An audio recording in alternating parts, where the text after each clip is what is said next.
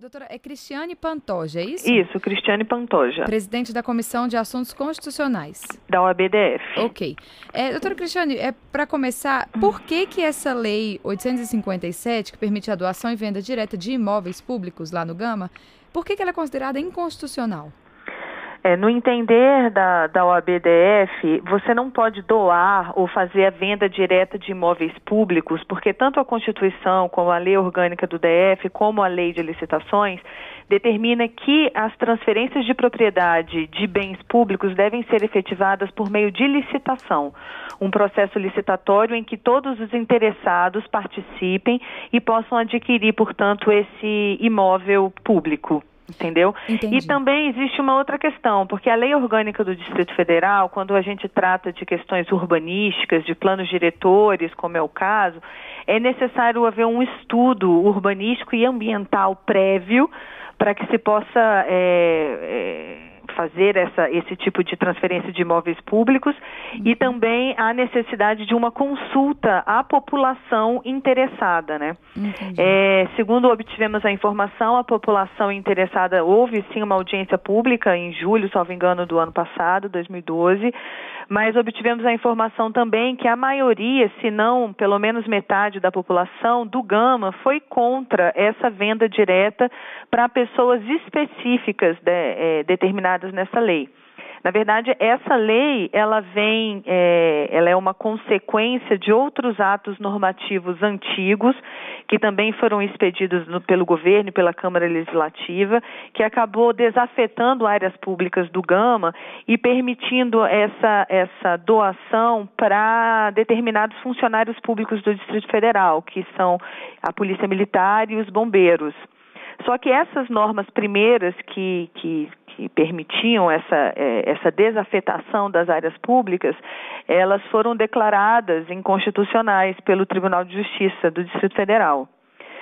Então, a própria autorização do poder público em doar ou vender essa terra pública, ela é nula, como inclusive já entende o próprio Tribunal de Justiça, ela é nula porque ela é baseada numa lei que foi declarada inconstitucional. Entendi. Então, assim, por diversos ângulos que se analise essa nova lei, nós entendemos pela inconstitucionalidade, como também o Ministério Público, né? Na verdade, o Ministério Público já ajuizou uma ação direta de inconstitucionalidade contra essa lei. Ela ainda não foi julgada, ela está conclusa para ser julgada lá no Tribunal de Justiça. Né? E a OAB-DF, então, o que está pendente agora dentro da OAB é saber a extensão do pedido de inconstitucionalidade, porque essa lei, ela prevê 3 tipos, ela prevê a doação para os primeiros ocupantes, prevê a venda direta para aqueles que compraram dos primeiros ocupantes, né, os terceiros, e prevê a própria licitação, que é constitucional, das outras questões, ou seja, daquela parte que ainda não foi ocupada, né, por ninguém. Então, a OAB está analisando a extensão do pedido que nós vamos fazer dentro da nossa ação direta de inconstitucionalidade. Nós vamos pedir a declaração integral, né, da inconstitucionalidade integral da lei, ou apenas de alguns artigos, a depender, porque existem terceiros de boa-fé e pessoas que, acreditando no poder público, construíram suas casas, né? Moram lá. Então, assim, é uma questão delicada, é uma questão que passa por projetos habitacionais do governo. Então, nós entendemos não ajuizar de uma forma assodada, sem uma análise profunda de cada um desses institutos, para tentar, pelo menos, minimizar, né, o direito do terceiro, que acreditando no poder público que agiu certo ou errado, né, mas a pessoa acreditou e construiu sua casa. Né? Então, nessas áreas, que são áreas intersticiais do Gama, é isso? É isso. Que é o chamado becos do Gama. Isso. Então, tem pessoas que moram ali, naqueles imóveis públicos que foram ou por doação, ou por venda direta, ou por licitação. E se, por exemplo, for ajuizada, também uma do Ministério Público já foi ajuizado, e o Tribunal de Justiça aceita essa ação e declara que ela é inconstitucional. O que acontece com as pessoas que estão morando nesses imóveis? Pois é, isso foi uma preocupação no meu voto, quando eu levei para julgamento no Conselho Pleno da OAB-DF, é a preocupação com essas pessoas, né? Eu até sugeri que nós sugeríssemos ao governo a realização de uma licitação com direito de preferência dos moradores, né?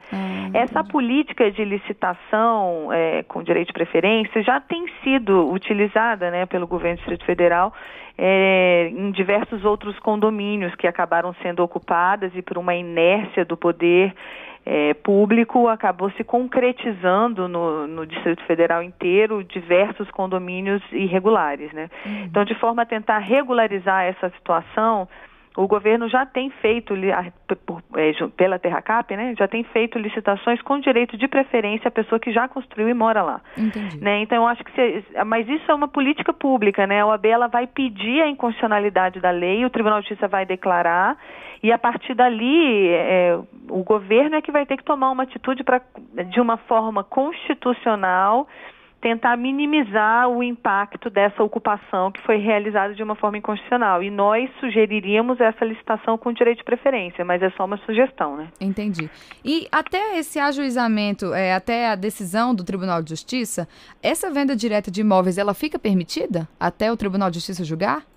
Olha, dentro do ordenamento jurídico brasileiro, não. Porque essa venda, ela é baseada por um ato. A ocupação é baseada por um ato que já foi declarado inconstitucional, entendeu? E o Tribunal de Justiça já se posicionou em diversos casos concretos que essa ocupação ela é ilegal. Entendi. Porque foi baseada numa lei inconstitucional. Então, é realmente bastante imbrincado essa questão, né? Ela é complexa. Nós temos que ultrapassar, eu acho, a seara jurídica, tanto que a OAB resolveu estudar novamente para saber a extensão dessa declaração de constitucionalidade para tentar viabilizar as pessoas que já estão lá, mas da mesma forma você não pode premiar o ilegal, entende? Isso, entendo. Então é realmente uma situação bastante delicada.